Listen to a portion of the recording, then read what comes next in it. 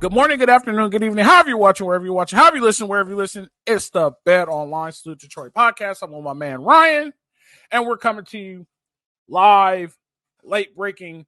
As you guys heard all the news today, we're here to talk to you, bringing in some recruiting news. Jerome Miles just rang the bell, hopped on the boat. He's officially a Trojan, 6'2", 210. So we're going to either say he's either between 6'1" and 6'3", and he's between 205 and 215, according to all the sites. one of them has 6'3", 215, one 6'2", 210. So yeah, we'll go.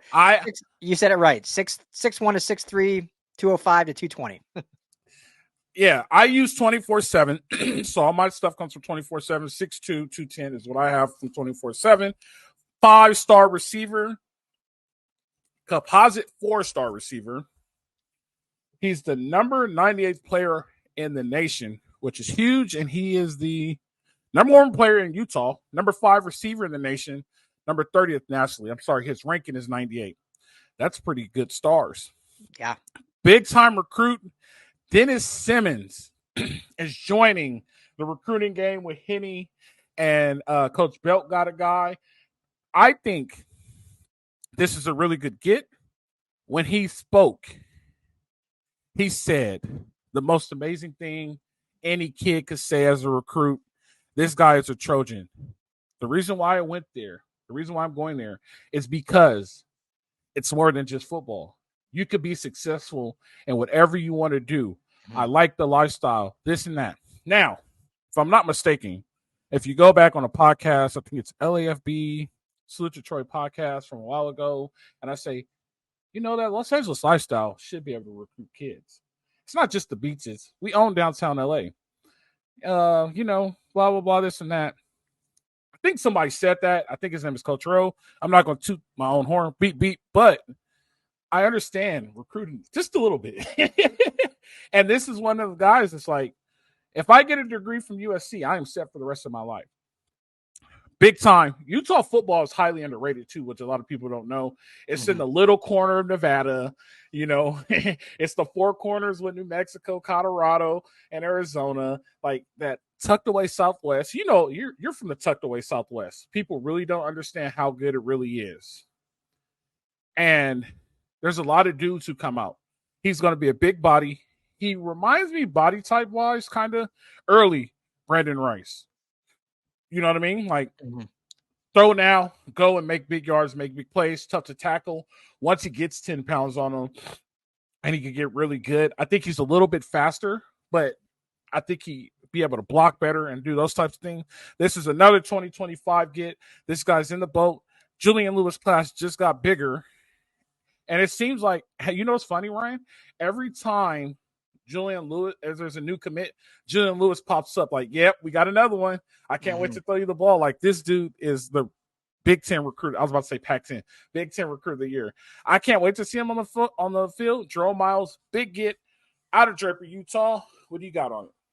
Yeah, huge get. 5-star, as you mentioned, number 5 receiver in the entire class.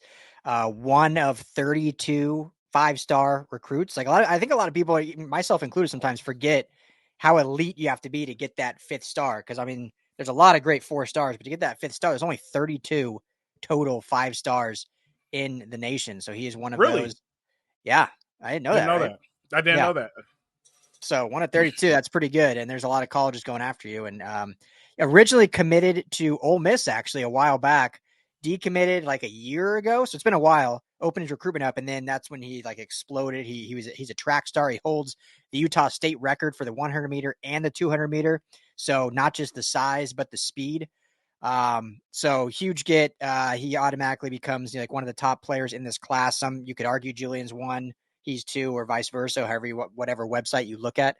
But yeah, it brings this class to 5 or 4 receivers now. And what's interesting, Coach, and you've talked about this a lot. We've talked about it cumulatively about how to build a roster. And, year 1, you got to hit the portal more, start building recruits. Year 2, portal a little less, building recruits. Year 3 should really be having that recruiting prowess. And we're seeing that, right? Like year 1, actually, I'm talking specifically receivers right now. Year 1 in Lincoln Riley was 4 receivers right off the bat. That was this class we're seeing right now perform. It was Kai Lemon, Zachariah Branch, Jacoby Lane, and Deuce Robinson. Year 2, it was just the one recruit, 5-star kid, but just the one recruit because they had the 4 the previous year. And then now this year 4, and we'll see if they're done. I would assume they're probably done at the receiver position. But hitting those forks will be perfect. Next year, that 23 class will be juniors. Now this 25 class comes in as freshmen. They basically tutor under all these top 4 elite receivers. And then once they all leave after next year, they take the torch as sophomores, basically like what's happening this year. So really setting this cycle up of this wide receiver U, which USC has always been known for, but continuing that tradition and doing it in a way that makes a lot of sense in that regard. So Dennis Simmons, hats off. I think he's proven as an elite recruiter that's underrated, an elite developer. When you look around the league, I mean, hats off. Drake London, walk-off touchdown on Monday Night Football for the Atlanta Falcons. All these elite USC wide receivers in the league. I know in this particular case, Lincoln Riley was heavily involved directly in his recruiting, and he spoke on that about how Lincoln Riley was really relatable, made him feel comfortable, made him feel like more than just a football player, which I think coaches, as we've gotten to know, not really necessarily know Lincoln Riley, but we've heard a lot more. They obviously are having more success in the field, but I think that's something that has come out a lot more recently, is that the players really like the Lincoln Riley experience. Like they really can relate to him as a coach because he does more than just the X's and O's. Like, yes, he's a genius in offense, but from everything we've heard is players really feel comfortable with him because of how he makes them feel, not just as a football player, but as a human being. And there's a lot of coaches like that, but there's probably a lot that aren't like that. So I think that's another thing that we're learning kind of in this year 3. And kind of last thing I'll say is, we knew back in June, there was those 3 big decommits and everyone started freaking out. We knew that all USC had to do was get a little stronger with NIL and win on the football field, and it would take care of itself. And only 2 games in, and they've already got 3 big-time recruits and more coming. They're not done yet. There's a lot more coming, which we'll get into. But it just shows that how much winning can solve a lot of things that maybe scare people in the offseason. Just calm down. And we touched on that. It was like, hey, you just need to calm down. And I want to say this too. There's 2 things I want to address. One is the visit to the Coliseum. That was a big weekend, and I don't think people understand how much the Coliseum is rocking when things are going right. It gets loud in there. It's that bowl stadium, and the sound can only exit one way through the peristyle, right? Everything else is closed in. It can only exit through the peristyle. Another thing is, I think our NIL is probably top 5 now. We're beating out top NIL schools. Ever since this merger between HOV and I forgot the other one now. Conquest. Ever since HOV and Conquest merged, we've been beating out schools that are NIL crazy. Texas A&M, Ole Miss. I think we have the top 5. And no, you're absolutely right. But and sorry to cut you off, but I think too. Very good.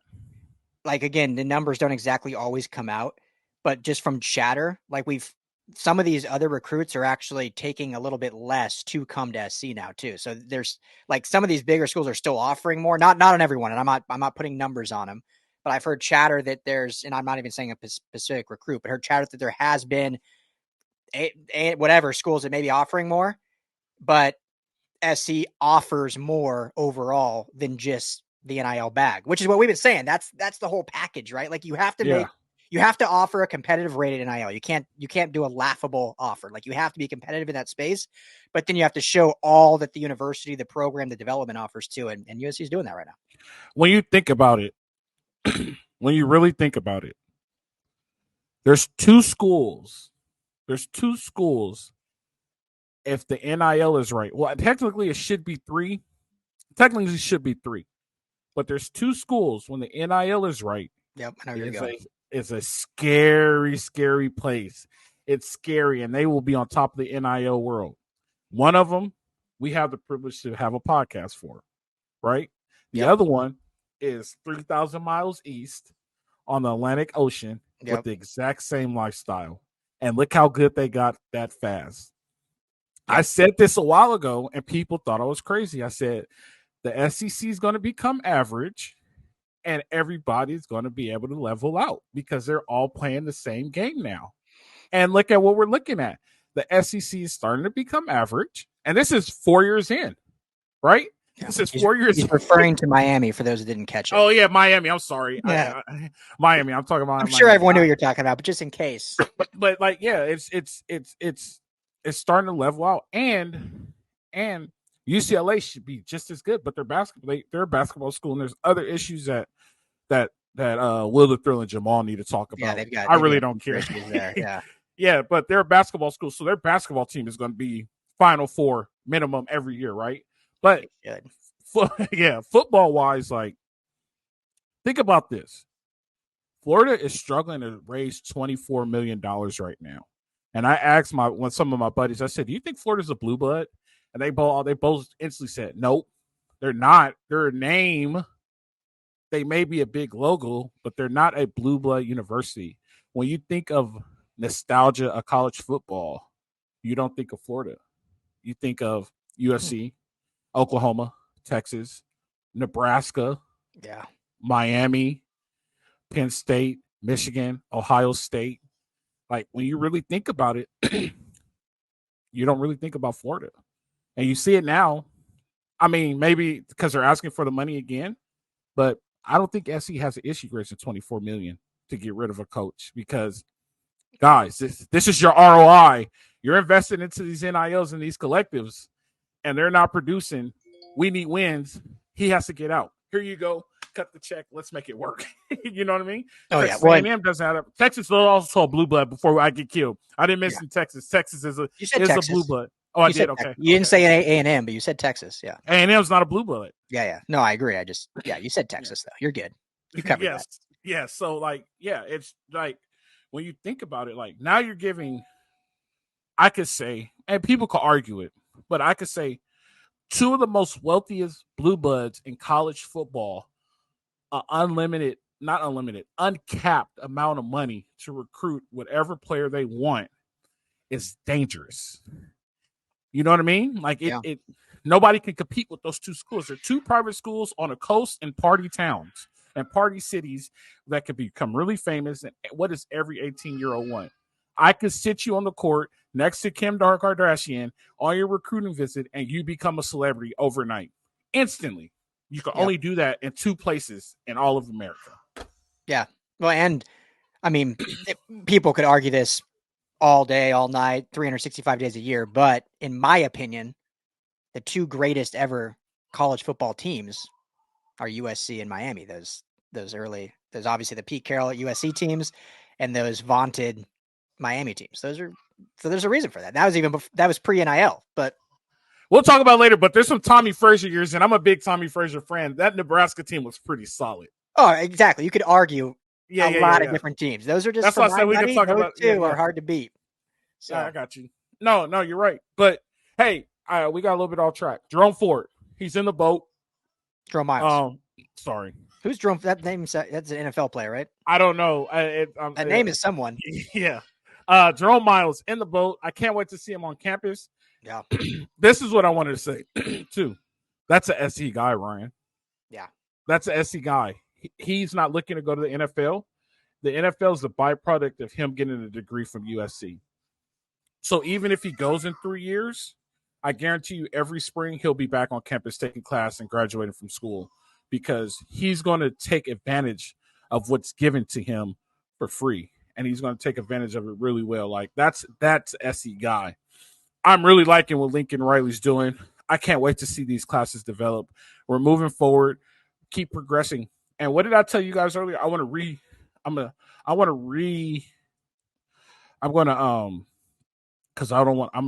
up what I told you guys earlier. After I messed up our times. Oh, wait, you were texting us your name? Yep. You know what solves all problems in programs? Winning. SC might be top 5 in NIL now. If they start winning, look out. If Miami and SC starts winning, I know this isn't a Miami show, but I mean, Miami is USC East Coast. Like, we know that. Yeah. USC starts winning, look out. Look out. I don't think anybody could keep it. Well, nobody will catch Oregon, but Oregon's strategy right now is not working. Yeah. You know what I mean?